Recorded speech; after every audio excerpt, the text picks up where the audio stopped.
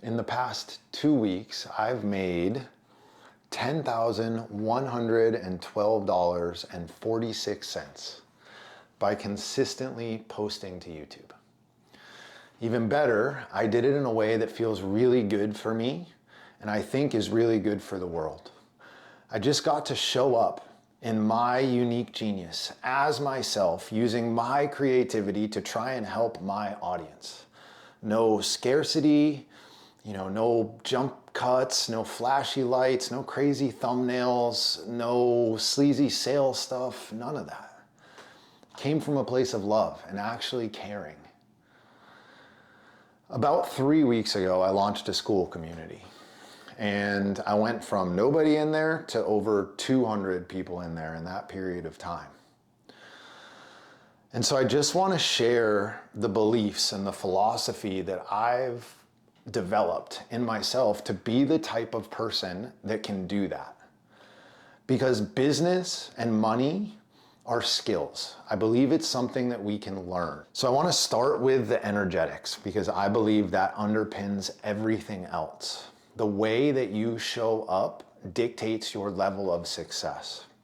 What I mean by that is doing what I need to do so that I can stay in flow, so that I can stay creative, so that I can show up in a way that gives people a sense of safety, that gives people a sense of excitement, that makes them want to actually listen to me. The way that that happens is through your energy. And the way that you tend to your energy is to do what lights you up, do what feels good. So before a lot of my calls, I go and spend 25 minutes in an infrared sauna, or I'll do some yoga for a little bit, or I'll read a book, or I'll go for a walk. So often people who are trying to find success bury their heads in the computer.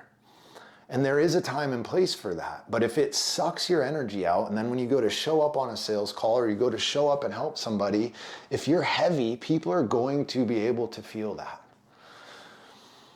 Next up is you've got to learn how to show up as yourself all the time, which is way easier said than done. It's still a struggle for me right now, sitting in this chair, to not put on a mask. I want to get preachy. I want to be up on this high hill. I don't want to share what I'm actually feeling or what I'm actually thinking because it feels too vulnerable. It feels too raw. But it's our ability to stay in ourselves that magnetizes the right people to us. People buy from people, right? People want to feel your energy. They want to feel who you are, not what some marketing guru told you to be, or not what you think is going to get their attention, or not what is popular on YouTube right now. People can see through that in a heartbeat. So you've got to bring your unique skills and know that the internet is a huge place. So if you show up as an individual, there are going to be other people on the planet that resonate deeply with that. The other part of being yourself is that you don't have to act. It is so exhausting to have to show up, right? If I act a certain way here on YouTube, people are going to expect that I act that way when I engage with them in a paid engagement or in my Skool community. And so then I have to act for massive parts of my life. And I don't want that. I want to just be me and be true. And it saves so much energy when you do this because we don't have to switch back and forth between here's the Instagram version and the YouTube version and the version with my friends and the version with my family. We've got to take all of those different parts and unify them. And then the last piece from an energetic standpoint is tuning into your gut instinct. Learning how to tap into your intuition. And I've talked about this a lot. I've got some other videos around this idea. But we are intuitive beings and we are constantly being given information on what the next right step is.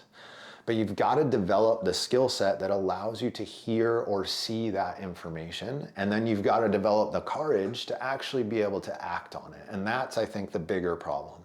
I think most people know what they should do next, what the next right step is. They might not know the end game.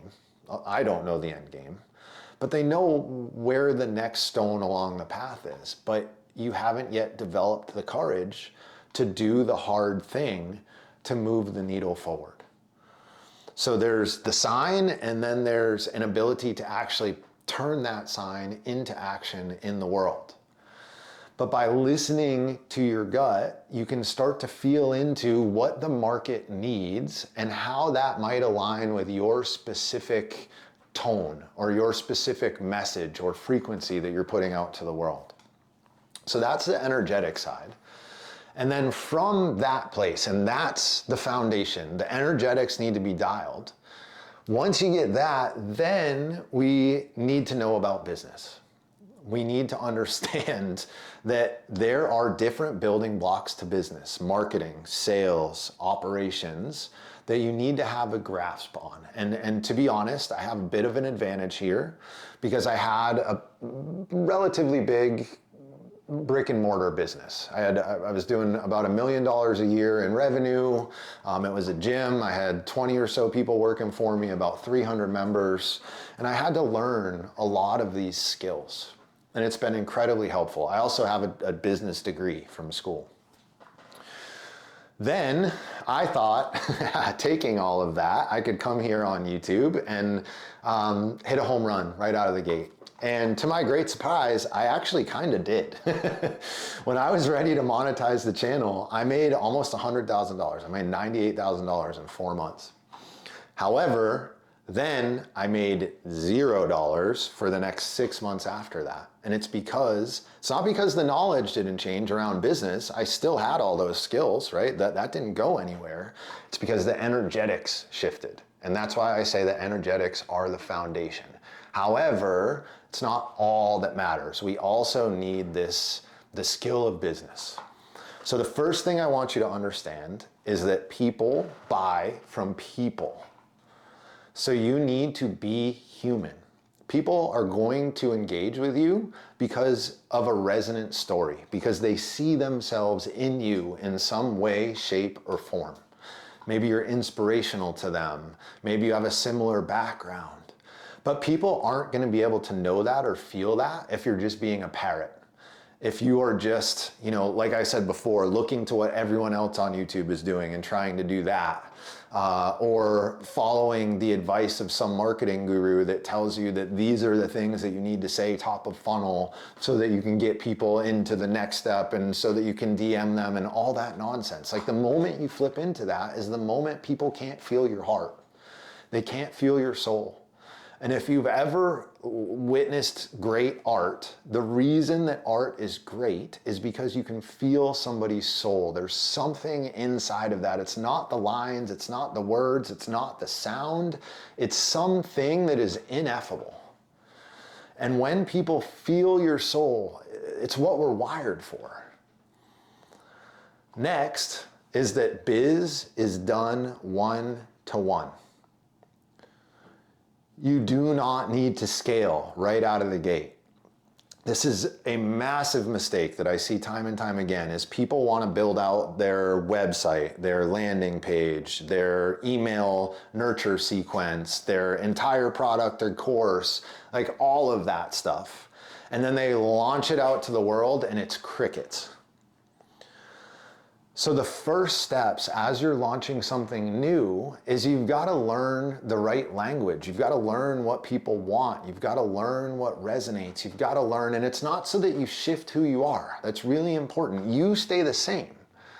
But the way that you say things, the tone that you use can shift and move depending on how people respond to what it is that you're saying. And the only way that you can know that is if you are engaging with people. And so when I say business is done one-to-one, when somebody is ready to work with me, their one individual person, hand me another one individual person money, and we get to work. That's how we start. Every offer for the first 10 or so people that you work with, in my opinion, should be a bespoke offer. It should be have a conversation, learn about that person, care, like really listen, really care about them. And if you feel like you can help, you just tell them, look, this is what I heard. This is what I think needs to happen. This is how I think I can help in that process. This is about how long I think it'll take, and this is about how much it's going to cost. And either that person says yes or that person says no. But notice I didn't build a website, I didn't build a giant marketing platform, I didn't do any of that. I have a YouTube channel that starts conversations. And then I just engage in those conversations. And then after I have enough of these one-to-one engagements, I've learned some lessons, I've earned some insights, and then I can start to launch in a one-to-many offer where I'm talking to just more than one individual at a time. So scaling before you're ready to scale is going to lead to a lot of pain and a lot of wasted time. Speaking of time, that's the next thing that we've got to understand from a business standpoint, that if you do not understand this, it's going to drive you crazy. Time and problems are actually potential. They are not issues to battle against. So time. I'm in this thing right now with the founder of the Monk Manual. So the Monk Manual is awesome. You should check it out. It's a planner, but it's being meets doing. So it's not all about just getting things done. It kind of brings in, more about reflection and presence and actually making sure that you're doing the things that are actually going to move you closer to what you want in life instead of just trying to keep up with the Joneses.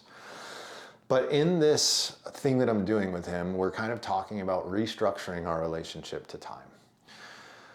And when he asked people in the group, like, when you think about time, if you were to make it a person, who would it be? And people just kept giving examples of like dictators or controlling partners or parents. Like it was something that felt like they were battling against it, that they needed to fight against it, that was constantly, like slipping out of their grasp. There was never enough of it. If that's your posture towards time, you're constantly going to be scrambling. You're constantly going to be showing up late. You're constantly going to be worried that you're not going to be able to get the things done that you need to get done. And going back to the energetics, it's going to mess up internally how you're feeling. So what I propose instead is an understanding of time where it is potential. Every moment is a moment that we get to fill with something beautiful. We're only on this planet for a very short period of time. And so instead of time slipping away, time is presenting itself. It's endless potential. We can make things, we can create, we can develop a loving relationship. There's so much potential in time. And same for problems.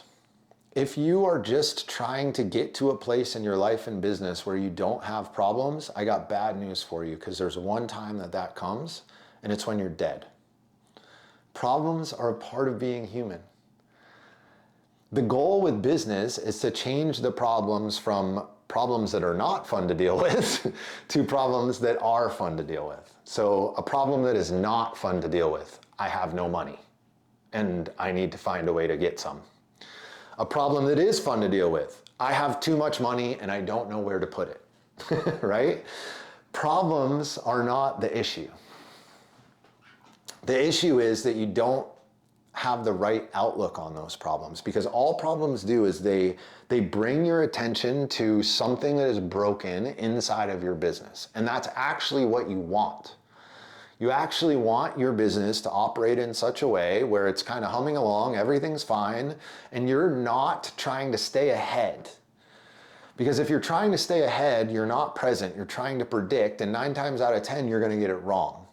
Instead, we stay in our zone of genius and we allow things to go until something breaks. And then when something breaks, great. We turn towards it, we look at it, we use our intellect to figure out how we can solve that problem. We solve it, we make it more robust, we increase the capacity of our business, and then we cruise along until the next thing breaks. And then great, we turn towards that next new thing, and so on and so on. And in that way, we go from these really not great problems to these really amazing problems to have. Next, it's really important to understand that your money story is not the money story. So a couple things on this. One, I grew up pretty poor. I did not have much, pretty rough and tumble. And so I thought that the entire world saw money the same way that I saw money. I was worried about spending it. I was judgmental of things that I dubbed as expensive. But in having the gym business, which I was a kind of more premium product, if you will, what I realized is that there is a huge, actually, subset of people that are literally searching for the most expensive thing, because they think that the most expensive thing is going to be the most valuable thing. Sometimes that's the case, sometimes it's not the case, but the point is that there are so many people out there that are so abundant with money, that are willing and want to work with you. They want to give it to you. So if you're constantly projecting the fact that you would never pay $5,000 to work with somebody, that it should be $500, you better believe that no one is ever going to pay you more than $500. And then there's another part of money, which is the ability to talk about it without your energetics shifting. And full disclosure, I'm still working on this one. Like, it's hard for me to start this video by talking about how much money I made. It's like a weird taboo thing in our culture, but there's no reason for it to be taboo. It's a charged subject, and I guarantee people are going to be turned off by talking about it. And there's going to be a whole other group of people that are going to be laser focused and being willing to much more listen to what I have to say because I talked about it. And I need to just get out of my own way because business is important to me. I believe that people that are doing good things in the world, that will be good stewards of money, that will be philanthropic, deserve to make money. And I am doing them and myself a disservice if I'm not willing to talk about it. And then the last thing is we've got to let go of any need or any amount of attachment to an outcome. There's a book that I read called Reality Transurfing, and he uses the language excess potential. Whenever we apply excess potential to something, so we were like needing things to go a certain way or wanting things to go a certain way, almost inevitably, due to what he calls balanced forces, things go the other way. So the key to moving through the world is following your greatest excitement, and this comes from a guy named Daryl Anke. Follow your greatest excitement, do it to the best of your ability, and be completely detached from the outcome. And that part's so important. The reason we need to be detached, it goes back to your intuition, is oftentimes you're going to be given a new direction. You're going to be given a new turn to take. And if you're attached, you're going to keep barreling straight ahead. It's like horse blinders. It makes it so that we can't see opportunities and we miss out on things that the universe or God or whatever word you want to use there is dangling right in front of us. The other thing with attachment is it starts to tighten us down if things go in a different direction. And again, people can feel that energy. They can feel the grasping. They can feel the need to control things. And it does not feel good. And so they're going to disconnect and you're going to get even further from the outcome that you desired. So we've got to let go of our expectations. So those are the kind of two pieces. We need our energetics and we need actual business skills. So if you are somebody that is working on this, I've got two ways to help. One, I've got the school community. It's totally free. I host a business call in there about once every couple of weeks right now. I host a weekly call that I call a wisdom call, which is more focused on the energetics side of things, specifically tied to a system called the Gene Keys. So I'd love to see you in there. And then the other way is I'd like to start working with a couple of people one-to-one on their businesses. And I've got an interesting plan or map or model in place for that. So if that piques your interest, both of those links will be in the description. Hopefully I'll see you around. Thanks for being here.